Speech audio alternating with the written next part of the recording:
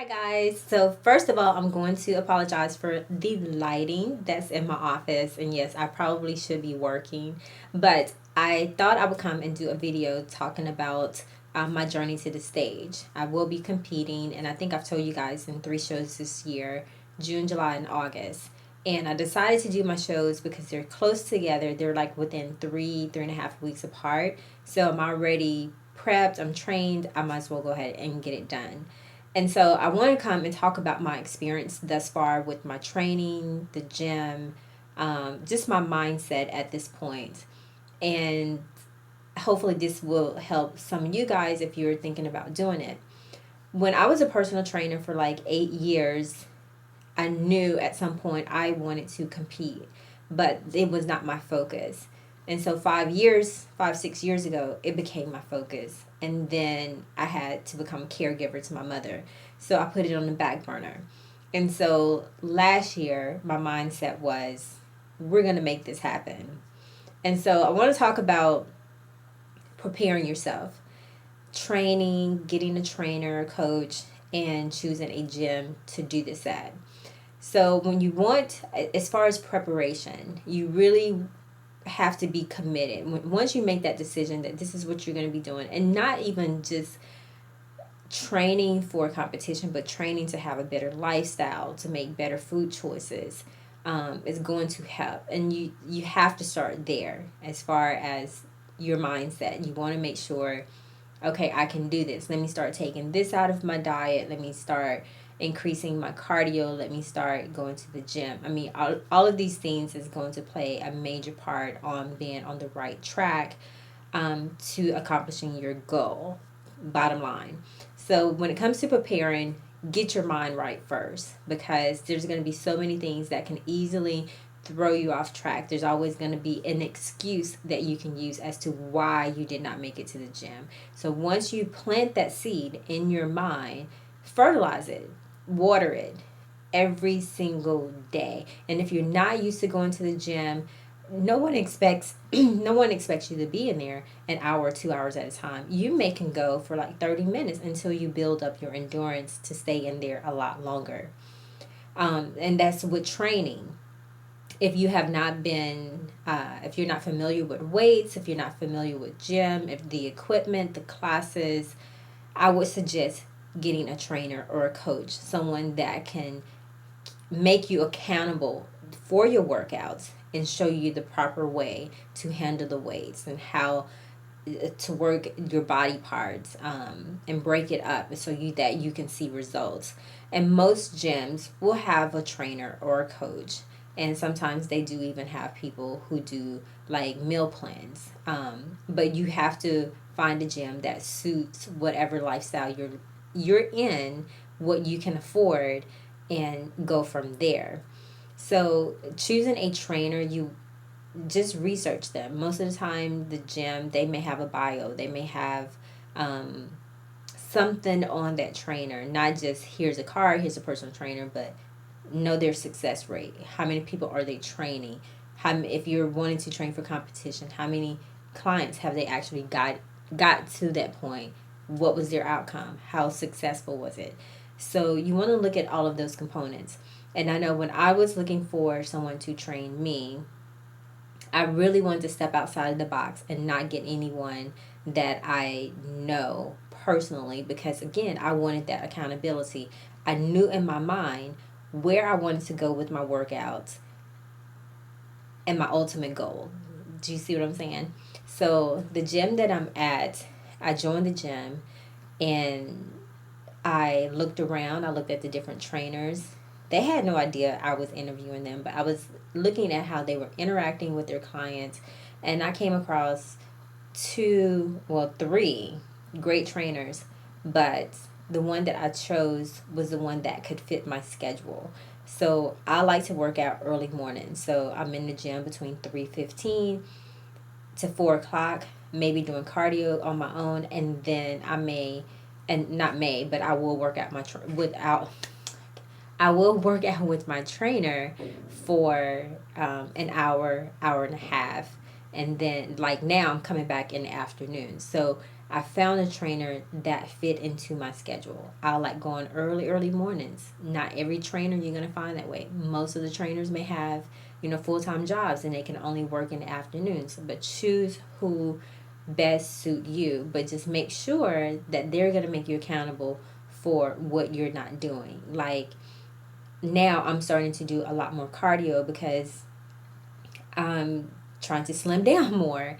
But I didn't start my cardio until late into the process because I didn't have a whole lot of body fat percentage that I need to lose.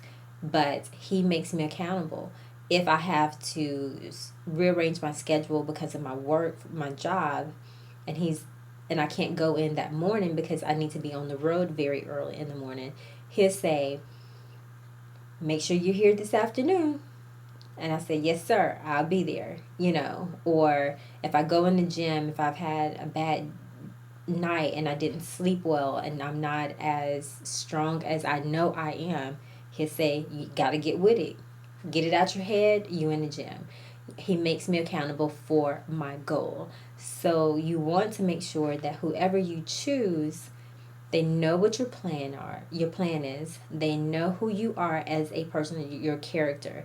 Um, and if they feel like they need to push you a little, because some people do, no one, I mean, there's very few of us in the world who actually enjoy just going to the gym and we can work out without a coach, or we can work out at any time of the day and we don't need someone making us accountable. But if you want a trainer that's really going to get to know you, your needs, who's going to pay attention to your body. So when you're working upper body and you're not seeing any results, we need to change something up. If you're looking to lose some weight and your diet plan, you're following it by the Z, from A to Z, you're following that plan, you're not losing any weight, you need to be able to say, "Hey, I'm not dropping any weight, I'm not losing anything, we need to modify my diet. What can I do?" So choose trainers, and you want to choose the trainer too that's fun, that's outgoing. My trainer is a fool. He is, I think, like 56 years old, and he is into like martial arts, jitsu, kickboxing, like boxing. Like he is like a national championship, and he is awesome at what he do, and I love it. And so if I say, "Hey, my legs are not looking as leaned out as I would like, I'm following my diet," what we need to do, increase your cardio. We'll change up, we'll break up your workout. And then I have a cousin that's at the same gym who's a trainer, and I've consulted with him. I've paid him, yes, I have paid my cousin to train me. On days that, like on the weekends when I go and work out, because the trainer that I have during the week is not there on the weekend. So I work out between 5 to 6 days a week, sometimes 7 days a week.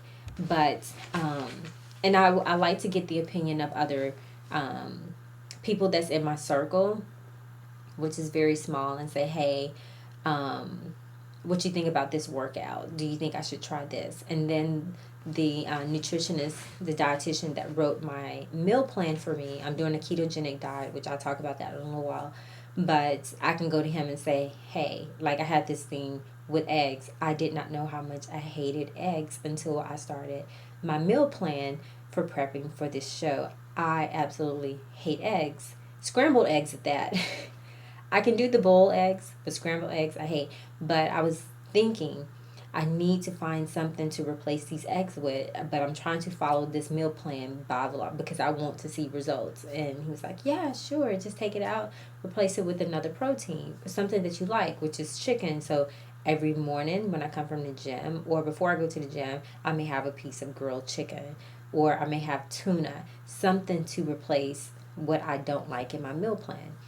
Um, so food choices, that leads me into the next topic. Food choices, once you get it into your mind what you need to do or what you're wanting to do, make up your mind to stay away from those things that you know are not going to help with you accomplishing your goal. Gluttony, just eating until your heart is just content. I mean, it's so wrong. You can't do that. You're gonna have to stay away from fried foods. Stay away from sweets. I mean, anything like carbohydrates, anything that's going to pack on pounds. try to eliminate that from your diet from the very beginning. So if you're planning on doing a show, the closer you get to your show or whatever, you would start seeing results at a faster pace. Um, Decide on a date that, oh, going back to food choices, my meal plan is called the ketogenic diet. And my first week on keto, I lost 6 pounds. So, and I was thinking, oh my gosh, but you would see that because your body, it has not really adapted to what's going on. So instead of it having memory that, okay, eat, it's losing. You're losing a lot of body fat in that first week. So that's the most I've lost in a week's time was 6 pounds. And previously, before that, I was sick. I had pneumonia. So I had gained, my starting weight was 116, and I gained up to 134. And so right now I'm at when I weighed this morning, I was 121, which I weigh more than my starting weight, but I'm a lot smaller because I'm leaning out as far as muscle, which is good. I mean, it's good for me. Um, so that's what I'm doing as far as like my food choices. My carbs are very minimal. I mean, only like if I could get 2% or um, it's just very minimal. I don't cycle in carbs on ketogenic diet, and at first I thought I was gonna have to because like my first 2-3 weeks on the diet, I just felt so tired. I felt drained. All I wanted to do was just go home and do absolutely nothing. So the meal plan itself is not difficult for me until I'm in a social setting, and then at that point, it's like I just want to say, screw it, I'm just going to eat. But I don't because I know how far I have come to get to this point. So I'm not going to self-inflict anything on me that's going to cause me not to get on that stage. You want to decide on a date. So if it's in January, you want to do a September or October show, yes, do it. It's very doable. Um, Making it happen, first of all, you're going to think about it. Then you're going to make a decision on what show you're going to do. And then, third of all, I mean, the outcome of it all is just going to be amazing. Like, when I started training, I didn't know what show I was going to be doing, but I knew summer of 2015, I'm doing a show somewhere. And so that's exactly what happened. But, so you definitely got to have that date of your show in your brain because it drives you, it pushes you even further. So, yeah, so whenever you're preparing, and if you're first time like me, it's trial and error, you're gonna learn so much at any given time.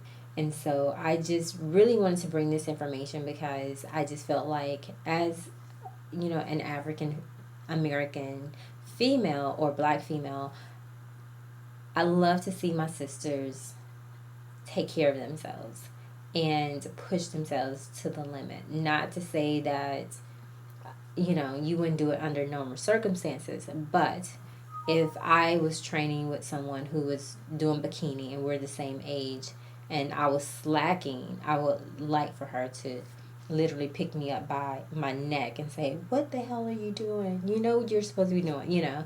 So I want that accountability as well. And I hope that this has not been a boring video for you guys, but I want to show you guys my shirt. Keep calm and go natural. And this is by Miss Naturelle. She is here in Hattiesburg, so this is her t-shirt design, or one of the t-shirt designs. My hair is just a wash and go, and it wasn't a full wash and go. It was like kind of like a stand-in type of wash and go. I got in the shower, let the steam hit it. I got out, and I detangled using Eco Styler gel and the Shea Moisture Shine and Moist Spritz. I think that's how you pronounce that. See what else I can get off my chest here. Okay, so I have my entry form here for my show for June, so I got to send that in today. Um, my hair, talked about that. I think that's it. I have a brain cramp. Excuse me. And I'm sleepy because as you guys know, I don't sleep well.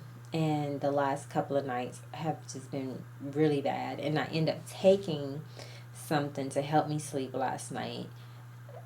It was after 10:30, and so it's still in my system. So if I'm kind of like here but not here is because of that. Um, yeah. So anyway, I will be posing in the morning, which is Thursday morning, because we're not having posing practices anymore on the weekends, even though we have several people that's competing. But maybe next month or sometime this month, they may start back doing it. I'm not sure. But I've been practicing on my own. But I did practice for like a month and a half, 2 months with some girls at the gym, and I made great improvements into my posing. So I have that in the morning. I'm gonna have on my competition suit, so I'll post that video as well. Um, so my numbers, again, I started at 116.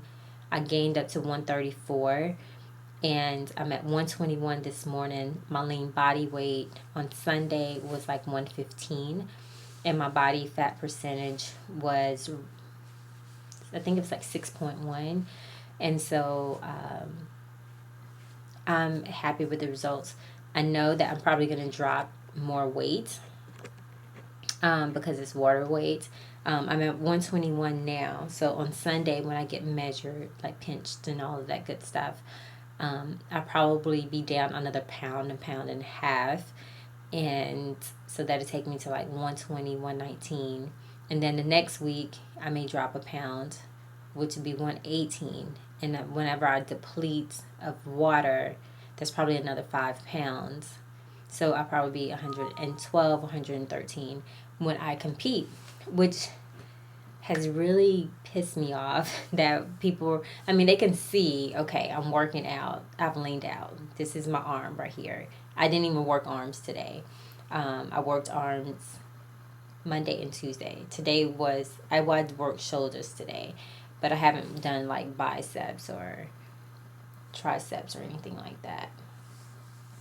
But, so people see that I'm lean, but they, oh my gosh, you've lost so much weight, what's going on, blah, blah, blah. But I weigh more now than I did when I started this journey. But I'm a lot smaller because of body fat percentage. And I've been having such a hard time trying to figure out what to wear. But anyway, have a question for you guys, and you can leave it in the description box. But when I compete, I am thinking I'm going to wear my natural hair, not as a wash and go, but as a twist out. And then what I was going to do is add in some Marley braid hair to make it a little more fluffy. You guys let me know whether I should do natural or if I should do a unit. So let me know in the comment section below. And I know this video has been extra long, but I just wanted to come and update you guys. But I hope you have a wonderful Wednesday, and I will see you in my next video. Bye.